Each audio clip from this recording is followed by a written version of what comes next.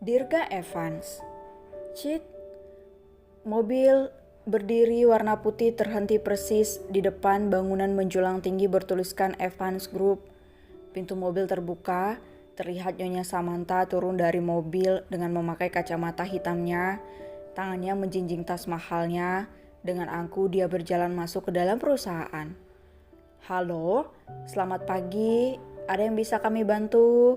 Sapa resepsionis. Saya ingin bertemu dengan Tuan Dirga, ujar Nyonya Samantha. Maaf, apa Anda sudah membuat janji dengan Tuan Dirga? Nyonya Samantha melepas kacamata hitamnya. Dia memasukkan kacamatanya ke dalam tasnya dan menatap datar resepsionis itu. Apa kamu tidak mengenali saya? Tanya Nyonya Samantha. Wanita yang menjadi resepsionis itu mengerutkan keningnya. Dia menatap Nyonya Samantha dari atas hingga bawah. Dandanannya terlalu heboh, batin wanita tersebut. Hei, aku berbicara padamu, seru Nyonya Samantha menjentikkan jarinya. Wanita tersebut tersadar, dia kembali memberikan senyuman pada Nyonya Samantha. Maaf, saya tidak tahu, jujurnya. Tidak tahu? Kamu tidak tahu saya Nyonya Samantha Grison? Kamu tidak tahu Grison Group? Nyalang Nyonya Samantha. Saya tahu keluarga Grison, tapi saya tidak tahu Anda, Nyonya. Maaf sekali, Nyonya, saya benar-benar tidak tahu, ujarnya. Teman wanita itu segera menyenggolnya dan mengambil alih percakapan. Maaf, Nyonya, maafkan teman saya. Dia kudet dengan berita baru. Maafkan kami, silahkan naik lift sebelah sana. Lift itu akan membawa Anda menuju ruang CEO kami. Cakapnya sambil menunjuk salah satu lift di deretan 3 lift. Kudet loh, pantas saja. Ya sudah, kali ini aku maafkan, ujar Nyonya Samantha dengan mengangkat angkuh wajahnya.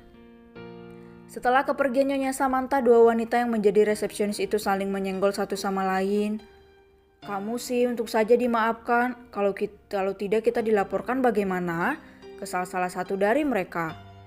Mana aku tahu, aku tidak seperti kamu yang sibuk men-scroll urusan orang, seru yang lain. Samantha sudah berdiri di depan pintu yang bertuliskan CEO. Dia menarik napas dalam sebelum mengetuknya. Tok, tok, tok, ceklek. Pintu langsung terbuka. Nyonya Samantha masuk dengan ragu. Netranya melihat seorang pria yang sibuk dengan laptopnya dengan didampingi oleh sekretaris yang berdiri di sebelahnya. Dirga, pria seumuran dengan Alfred, mendongakkan kepalanya. Dia membenarkan kacamata yang bertengger di hidung mancungnya, menatap datar ke arah Nyonya Samantha. Nyonya Samantha, angin apa yang membawamu kemari? Tanya pria tersebut. Dirga Melano Evans, seorang CEO Evans Group. Dia merupakan pria yang tegas. Dia berhasil membuat perusahaannya menjadi nomor 1 se-Asia. Bahkan Gilbert pun tak sanggup untuk melangkah lebih naik dari posisinya saat ini. Gilbert dan Dirga berseteru, mereka memperebutkan posisi pertama, namun tetaplah Dirga yang melambung naik. Apa kau tidak menyuruhku duduk? Ya, silakan duduk, tidak disuruh pun Anda akan duduk bukan? Sinisnya. Nyonya Samantha duduk di hadapan Dirga, dia menaruh tas mahalnya di pangkuannya. Kenapa Anda kemari, Nyonya? Apakah Gilbert sudah menerima putriku untuk menjadi calon istrinya? Ucap Dirga sambil kembali mengerjakan pekerjaannya. Tidak, perkataan Nyonya Samantha membuat Dirga menghentikan kegiatannya. Dia menatap Nyonya Samantha dengan kening mengerut. Itu artinya putriku ditolak. Dengar ini Nyonya Samantha, dengan baik hati aku akan menikahkan putriku dengan cucumu. Lalu dengan mudahnya cucumu menolak putriku. Apakah otak Anda masih berfungsi? Nyonya Samantha menelan ludahnya kasar. Dia meremas tali tasnya dengan tangan gemetar. Dirga, beri aku kesempatan. Gilbert pasti akan mau menikah dengan Amelia. Aku pastikan dia akan menikah dengan putrimu, ujar Nyonya Samantha dengan nada memohon. Dirga memutar bola matanya malas. Putri satu-satunya ditolak oleh seorang pria. Dengar Nyonya Samantha, putriku adalah berlian bagiku. Aku tak butuh apapun darimu, tapi ingat, Keluarga kita akan terus berseteru sampai kita terikat menjadi besan. Ingat janjimu Nyonya Samantha, janji adalah hutang. Kau berjanji akan menikahkan salah satu cucumu dengan putriku. Dirga, saya akan berusaha membujuk Gilbert agar mau menikah dengan Amelia. Keluarga kita harus bersatu lagi dengan menggabungkan dua keluarga, pinta Nyonya Samantha. Dirga hanya diam, dia menatap datar Nyonya Samantha. Baginya putrinya segalanya, namun Dirga sama sekali tidak tahu jika Gilbert sudah menikah dan memiliki istri. Nyonya Samantha merahasiakan semua ini dari Dirga. Saya memang menyukai Gilbert, dia pria yang bertanggung jawab, tegas dan berwibawa. Saya ingin putri saya menikah dengan pria yang tepat, tapi jika Gilbert menolak putri saya sungguh kecewa Nyonya, tegas Dirga. Dirga memantau Gilbert selama ini, dia takjub dengan pria itu. Di usia muda, Gilbert berhasil membawa perusahaan Grayson ke tingkat bawahnya. Sangat sulit menempati posisi itu, tetapi dengan kemampuannya Gilbert berhasil menempatkan kejayaan bagi Grayson Group. Dirga ingin putrinya berada di tangan pria yang tepat, dan pria yang dia pilih adalah Gilbert. Dia meminta Nyonya Samantha untuk mengatakan keinginannya pada Gilbert, sehingga kedua keluarga yang tadinya berseteru akan segera berdamai. Janji adalah janji. Evans tidak pernah mengingkari janji. Kau harus menepati janjimu. Bagaimanapun caranya kau harus bisa membujuk Gilbert menikahi putriku Amelia, ujar Dirga dengan sorot mata yang dingin. Baik, saya akan membujuk Gilbert, gugup Nyonya Samantha. Gilbert harus pisah dengan Emily, bagaimanapun caranya aku harus menikahkan Gilbert dengan Amelia. Keluarga Grayson harus mendapatkan menantu putri dari seorang miliarder, bukan seperti Emily, anak seorang wanita malam, batin Nyonya Samantha. Nyonya Samantha pulang dengan wajah tertekuk kesal.